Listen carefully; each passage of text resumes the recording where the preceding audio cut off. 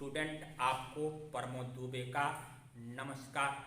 आज हमारा टॉपिक जो है इलेक्ट्रिक डाइपोल वैद्युत द्विध्रुव, जो क्लास 12 के फिजिक्स सब्जेक्ट का टॉपिक है, इसके बारे में हम आपको बताने जा रहे हैं।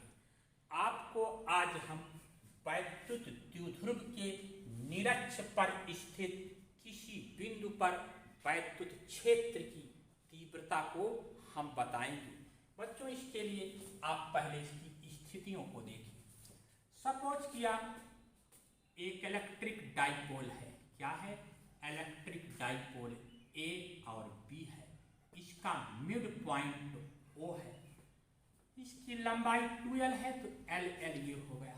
अब इसका निरक्ष क्या होता है? हमेशा इसके रेक्ट एंगल पर 90 डिग्री पर खींचा गया होता है।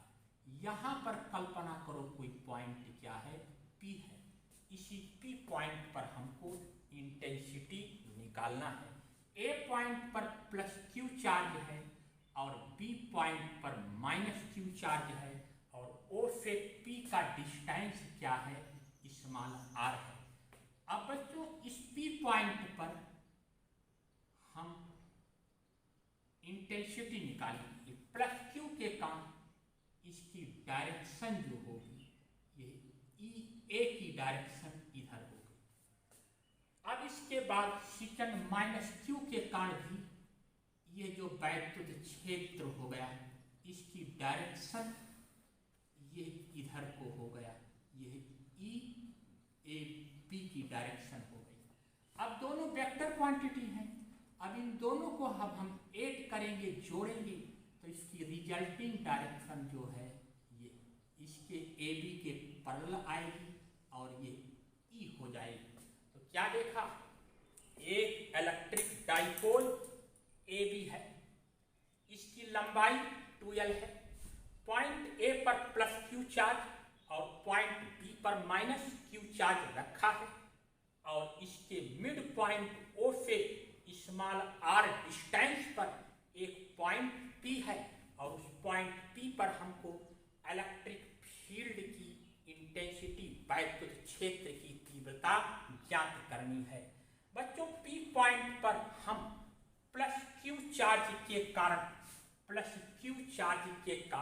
वैद्युत क्षेत्र की तीव्रता हम EA को ज्ञात कर लेंगे, और फिर माइनस Q के कारण हम वैद्युत क्षेत्र की तीव्रता EB को ज्ञात कर लेंगे। और ये क्योंकि सदिश राशि है, इनकी डायरेक्शन अलग अलग होगी, तो अब इसको हम वेक्टर की विधि से दोनों को हम जोड़ देंगे, और जब वेक्टर विधि से हम दोनों को जोड़ देंगे तो फिर आगे कैलकुलेशन के बाद जो रिजल्ट आएगा, वही परिणामी वैद्युत क्षेत्र की तीव्रता हो जाएगी। अब एक एक पॉइंट हम आपको निकालते चल रहे हैं। पहले देखो, पॉइंट ए पर वैद्युत क्षेत्र की तीव्रता EA is equal 1/4 pi epsilon 0 K। अब बच्चों क्या हो जाएगा? Q अपान, अब ये L है और ये R है, तो ये कितना हो जाएगा? रूट में R² प्लस L²। तो इसका स्क्वायर होता है, तो स्क्वायर का फिर रूट हम ले लेंगे, तो कितना हो गया? R² प्लस L², यही आएगा। लेकिन डायरेक्शन क्या होगा आपका? AP डायरेक्शन में A से P दिशा इसकी हो जाएगी। ठीक। अब माइनस Q आवेश के कारण वैद्युत क्षेत्र, ये प्लस Q के कारण था, ठीक। अब ये माइनस Q आवेश के कारण वैद्युत क्षेत्र आप निकालेंगे, तो क्या होगा? EB is equal to 1/4 pi epsilon 0 K Q upon R² plus L²। इसकी डायरेक्शन क्या है? दूसरी दिशा होगी। E इसकी डायरेक्शन जो होगा PB डायरेक्शन में होगा, PB दिशा में इसकी डायरेक्शन हो जाएगा। ठीक, ये डायरेक्शन इसकी पी बी डायरेक्शन हो जाएगा। अब देखो बच्चों, हम इसका ले रहे हैं वेक्टर। जरा वेक्टर को आप देखिए, ये पॉइंट पी पर हम वेक्टर को खींच रहे हैं। ये सपोज किया है पॉइंट क्या हो गया, पी हो गया, ठीक। अब पॉइंट पी पर ये इंटेंसिटी क्या है, ई ए है, और ये इंटेंसिटी आपकी ई बी है, ठीक। अब इस पर इसके दो कंपोनेंट हो जाएंगे, एक कंपोनेंट ये हो गया, ठीक, और एक हॉरिजॉन्टल कंपोनेंट हो गया। इसी तरीके इसके भी टू कंपोनेंट बन गए, और यह आपका एक समांतर चतुर्भुज का नियम लग गया, ठीक। ये प्रणाली क्या हो गई, ई हो गई। अब ई ए देख रहे हैं टू कंपोनेंट में डिवाइड हो रहा है। एक आपका क्या, ई ए एंगल ये क्या है, ये थीटा है, ठीक। तो ई ए साइन थीटा, साइन थीटा, और ये कंपोनेंट क्या है, देखो ई ए कॉस थीटा है, ठीक। अब इसी तरीके ये नीचे का component E B sine theta, और ये कंपोनेंट क्या बनेगा, ई बी कॉस थीटा। अब बच्चों ई ए और साइन थीटा, ई ए साइन थीटा व ई बी साइन थीटा की दिशा विपरीत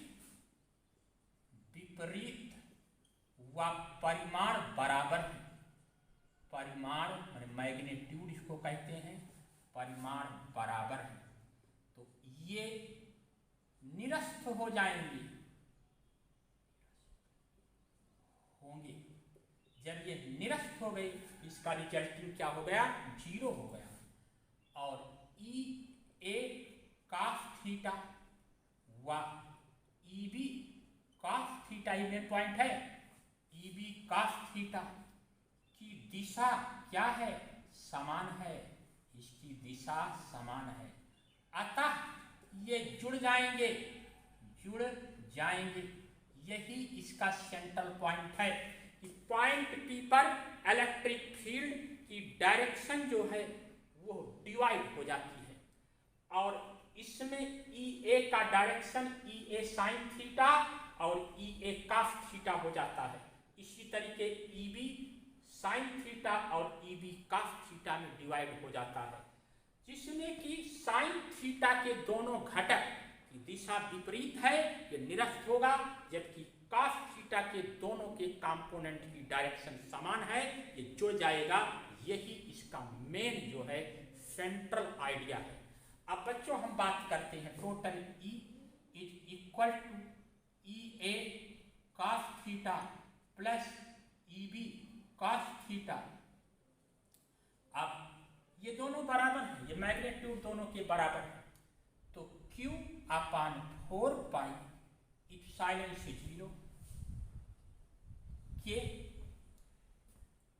फिर into 2 E A cos theta, क्योंकि टोटल की वैल्यू जो है 2 इतना है। अब थीटा थीटा को हम या कॉस थीटा, ठीक, plus Q upon 4 pi epsilon 0 के इंटू फिर कॉस थीटा। अब E is equal to Q upon 4 pi epsilon 0 के इंटू 2 इंटू क्या, कॉस थीटा। अब बच्चों चित्र से हम कॉस थीटा की यहाँ से वैल्यू निकालेंगे, इसमें से हम कॉस थीटा की वैल्यू निकालेंगे, तो चित्र से क्या बना, cos theta is equal to L upon root में R square plus L square, यानी एल अपान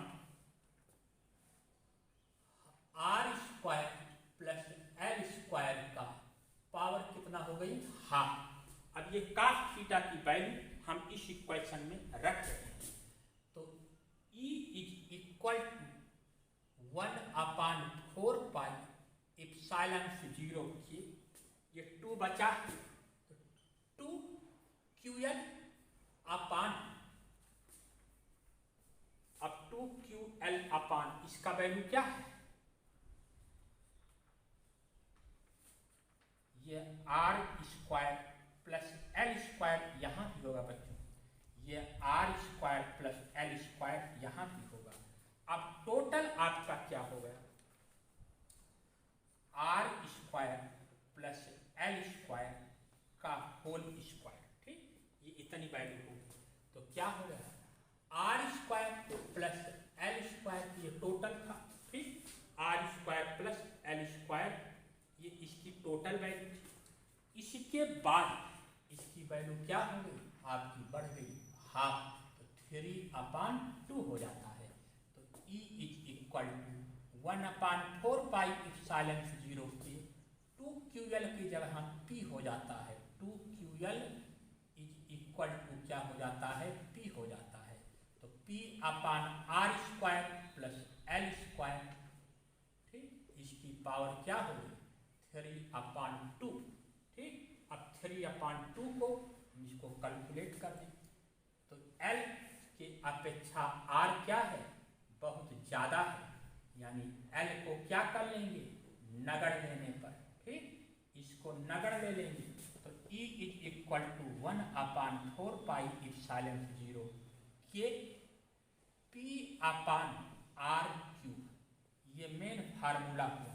अब K की वैल्यू हमने क्या ले लिया, 1 ले लिया, तो E is equal to 1/4 pi epsilon 0 P/R cube होता है।